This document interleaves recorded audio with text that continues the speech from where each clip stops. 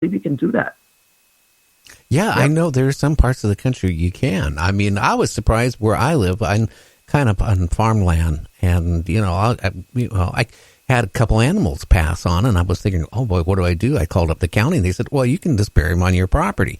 Well, Yeah. that's not people, but can you imagine though Yeah. somebody being buried on your property, and you never had any experience in your house of anything, making noise, doors opening and closing, or slamming Right. on the walls, and all of a sudden you're out there doing some gardening, and you're digging, and all of a sudden you start finding human bones, and all of a sudden now you go in your house Yeah. that night and you hear a door slam, and then it just keeps getting worse every day.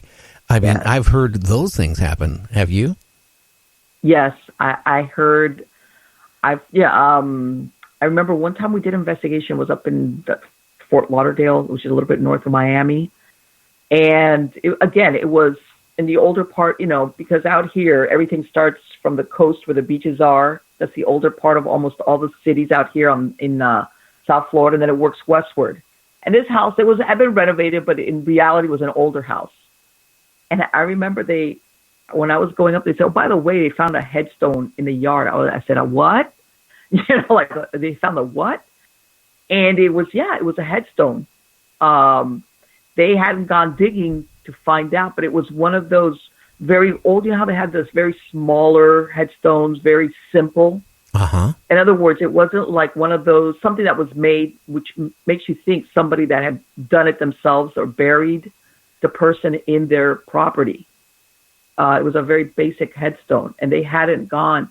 And after they had discovered it, they had started having some activity. And we were like, okay, is this the power of suggestion? You find a headstone. And, but yeah, it did turn out that there was something going on there.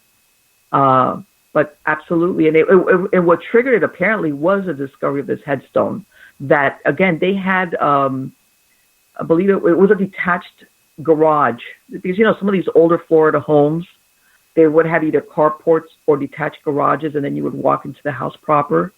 And they were renovating in the back, and they were doing some digging, and that's when they came across it.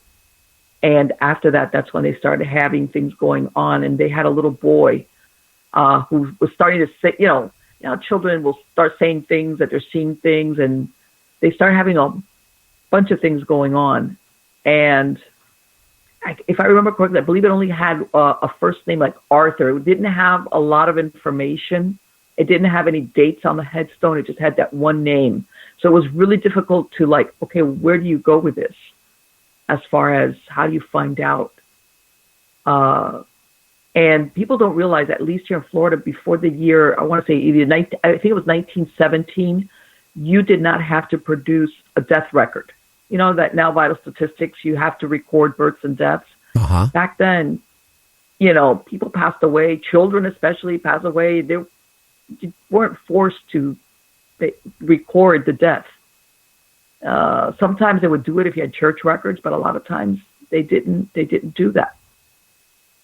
So yeah, that was one of those that, as far as what we're talking about, as far as burials on your property, sometimes people, what they say, ignorance is bliss. Oh yeah. Yeah. Now, how about any violent cases where anybody got scratches or, got shoved, down, or anything interesting like that? Have you been into any of those investigations where that was going on?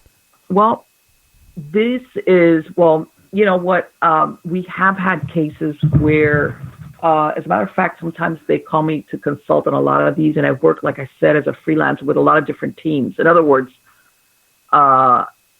and usually there's a lot, it usually involves something having to do with dark magic, okay?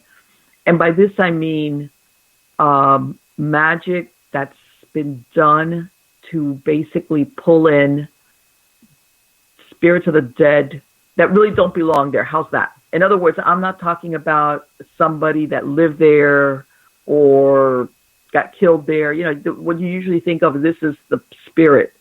The dark magic that was done was binding that soul, and they were using it. And sometimes the people move away and they leave they basically leave it there. Okay. Or sometimes they send it there. It's in some type of in certain types of magic, they will send that spirit there, which, by the way, is a discarnate, basically to cause trouble. It's kind of a weird thing. And those can be quite violent and quite sinister. Okay. Because sometimes, I want to say not all the time, but a good portion of the time, we're talking here a spirit that does not know it's dead, or is very confused or not accepting, and they can be very I've had a couple of times I had somewhere one of your first signs is nightmares, and because a lot of people think that stuff like this happens like from one day to the next, and it's a lot more subtle. It starts very slowly, and it starts stuff like nightmares,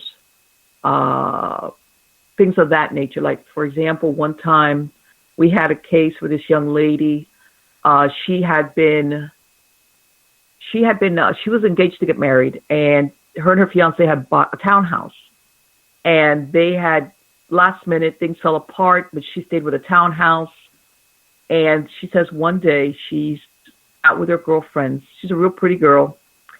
And they meet this man. This was, that down here in South Florida, they have what they call Santeria, which is Afro-Caribbean. It's not voodoo exactly, but it's like an offshoot, similar but different. It's not the same thing. I was going to ask you about that. Yeah. That you see that here a lot.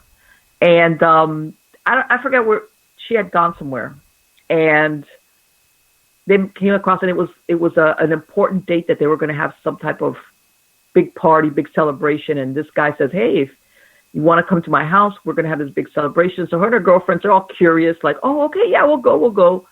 So he gives them the address. They show up. Sure enough, they have this big feast and this big thing, and they hang out. And this guy, he was the one giving it. And this was, of course, the majority of people there are believers in Santeria. I wasn't there, so I don't know firsthand. But they said after a while, they kind of got an eyeful, and then they said, "Okay, we're leaving." And I guess he was kind of interested in her, and he's like, "Oh no, stay a bit, give me a chance." And bottom line, they stayed, but at the end, they were like, "Okay, we're leaving. We want to go somewhere else." And to make a long story short, apparently this guy says, "Oh, don't leave." And she was like, "Look, I'm leaving because I just want to leave. I'm not going to stay." That was it. She leaves, and she could tell he was kind of mad, upset. Okay.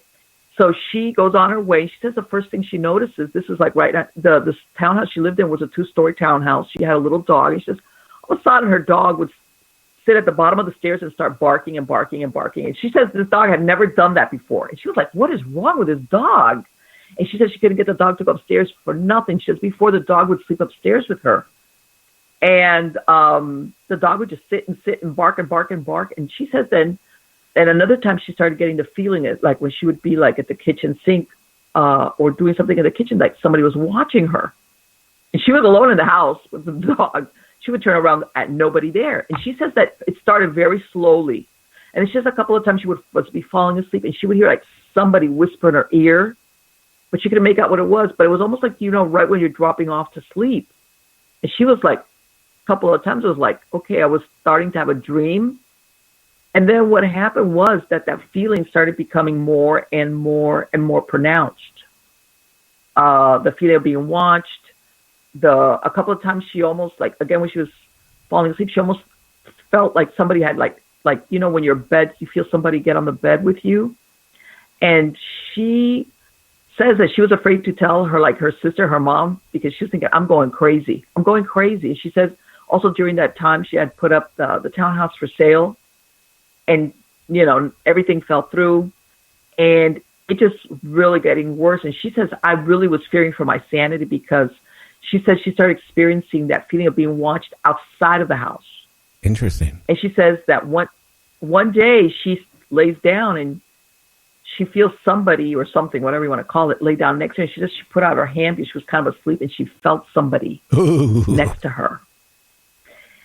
And she says that she got up. She says she grabbed the clothes of the dog, and she ran off to her married sister's house. and made her leave the light on and slept on the floor next to her bed. And stayed there for a week. Her sister would go pick up some clothing. And then a friend of a friend who was into spiritualism, basically, how people contact everybody. And we had somebody channel. And it turned out that guy had sent a dead guy to be with her. And he was like, they channeled this spirit. And the spirit was a man in his 30s. And he was like, I don't want to hurt her. I just want to be with her. This man, the spirit, was unaware that he was dead. Okay. And, they sent him on his way, but he was trying to basically do an attachment to her. Oh, wow. And the reason the hauntings don't always come because you move into the wrong place, in other words. So yeah, that can happen sometimes with that type of situation. Yeah, that would be so scary to, all of a sudden, and this is really interesting. Now, this is not a human, but I had one of my favorite dog passed away a couple months ago. Mm-hmm. I had this dog for almost 20 years, and it always would sleep by our feet. But then when he figured we were asleep, he would creep all the way up to my pillow and share my pillow with me. And after he passed on, I swear to God, I felt him kind of creeping how the mattress you get the little feel of the mattress, and it was going on like that. And that lasted for a couple of weeks, and then it quit. But even my wife noticed that. And she goes, what are you doing? And I go, I'm not doing anything. But you could feel like his little feet just going up and down on the bed, sneaking up. And that tells me that, even the animals and humans, I don't think they realize that they're dead. And I don't know. I don't know if I could handle, reaching over and feeling something when I know it's nothing there. I would lose it. Well, that's basically what happened to her. She said she just grabbed her, closed the dog, and ran out the front door. Oh, and by the way, after they passed the spirit on, she instantly was able to sell the house. She said, I can, she says, within 2 weeks. And by the way, this was a brand new townhouse. There was nothing there. It had been brand new built. That when her and her ex-fiance had bought it, she 2 weeks later, she got a contract on it and she sold it. And I know some people say, well, but sometimes things like this can manipulate things in the background. And that thing that you were talking about, the dog, I was reading about a story, something similar. An older couple, they had a little dog. The dog passed away eventually. And they said that they had a little spot, I guess they had a little porch in the back, where they would have its things. And they said they started hearing the dog barking back there. And they were like, what? It's kind of similar. And they said that at the beginning, they were like, oh, because it's this little dog, that they were really heartbroken when the dog died. But it didn't stop. And to the point that they were starting to okay, we're over it. And one day the lady went out to this little area in the back room, and whatever was there growled at her. But it wasn't like the little dog, because apparently it was one of those little dogs. I think it was a Pomeranian or something like that. Uh-huh. Whatever was there growled at her, and it wasn't like my little dog growling. And I was like, see, that would wig me out totally. It would. I'll be honest. It wigged me out with my dog. What after it passed on, again, I'd be sleeping, or I wouldn't even be sleeping. I'd be watching TV, and then I felt the mattress making that little sinking, creaking noise, like the footsteps. I tell you, I don't know. When I die, they better bury me face down. All I can say. I won't even go into that one. No need to, but we all get it. At least I do. One thing. But I'm sorry, go ahead. Oh, I was going to say, a friend of mine who recently passed on, Art Bell, he would always tell me that one of his guests, Lear, told him, when you die, that going to the light is a trick. You want to go to the darkness. And Art, we would talk, on the phone every so often, and he, and this is about a month before he passed on, because it has bothered him for years. He goes, I don't know, when I die, do I go to the light or go to the darkness? Because, I kind of feel like maybe, you know, Yeah, what if I choose the wrong one? yeah, because, you know,